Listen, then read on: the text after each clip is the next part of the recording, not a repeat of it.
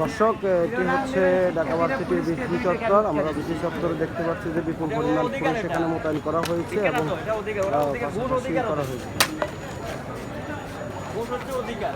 ED করতে গেলে vote, হামলা করতে গেলে ভোট, বৈধ করতে গেলে ভোট, তদন্ত করতে গেলে ভোট, হ্যাঁ ছুটতে গেলে ছুটতে গেলেও ছুটার জায়গা ঠিক করে যায়,